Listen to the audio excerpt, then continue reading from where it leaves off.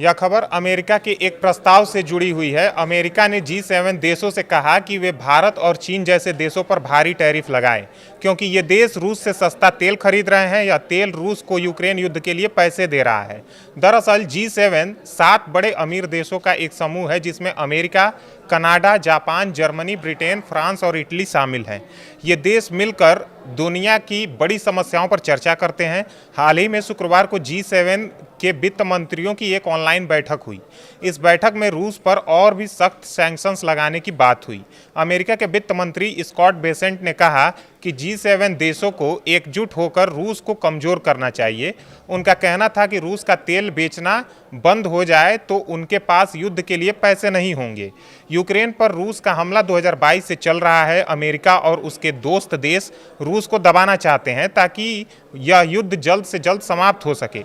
इसी क्रम में बैठक में एक और फैसला हुआ। पश्चिमी देशों द्वारा जब्त की गई रूसी संपत्तियों को यूक्रेन की रक्षा के लिए इस्तेमाल करने की बात तेजी से आगे बढ़ाई गई। अमेरिका का कहना है कि भारत और चीन रूस से सस्ता तेल खरीदकर उसे मदद कर रहे हैं। रूस यूक्रेन युद्ध में फंसा हुआ है, इसलिए वह अपना तेल बहुत कम दाम पर बेच रहा है।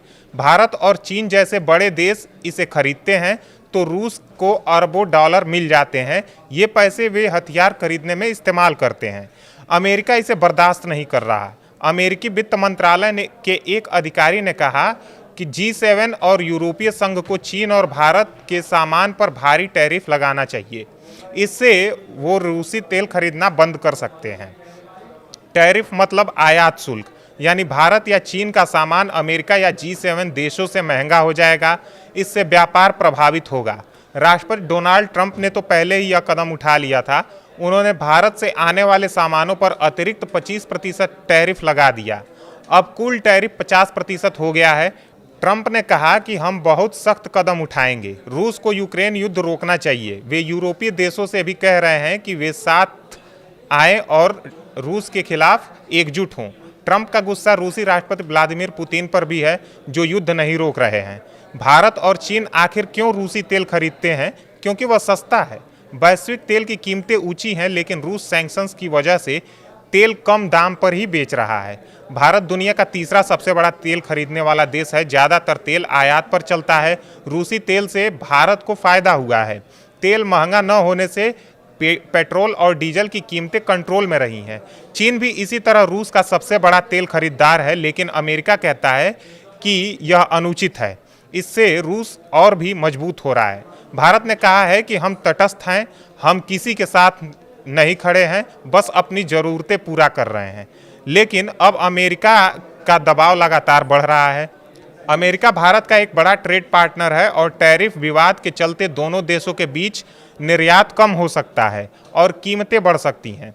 बहरहाल G7 देशों ने अगर भारत और चीन जैसे देशों पर भारी टैरिफ लगाने का प्रस्ताव पास किया तो वैश्विक व्यापार बदल जाएगा। भारत चीन के सामान महंगे होंगे तो उपभोक्ताओं पर भी इसका असर पड़ेगा।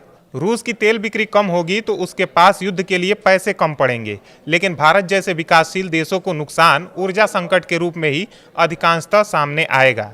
G7 का कहना है कि वह पुतिन की युद्ध मशीन को रोकने के लिए किसी भी हद तक जा सकते हैं।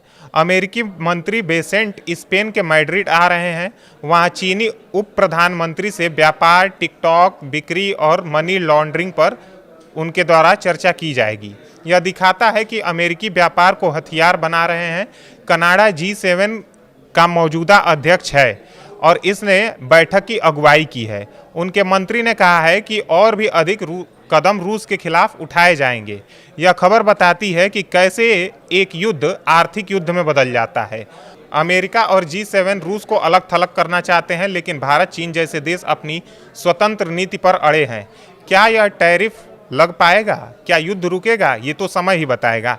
लेकिन एक बात साफ है कि वैश्विक संबंध तनावपूर्ण हो रहे हैं। हमें यह देखना होगा कि भारत इसका जवाब कैसे देता है। क्या हम रूसी तेल छोड़ेंगे या अमेरिका से समझौता करेंगे? यह प्रस्ताव न सिर्फ राजनीति बल्कि हमारी जेब पर भी असर डालेगा। दोस्तों, आप क्या सोचते हैं? कमेंट बॉक्स में G7 के इस फैसले के बारे में ज़रूर बताइएगा। धन्यवाद।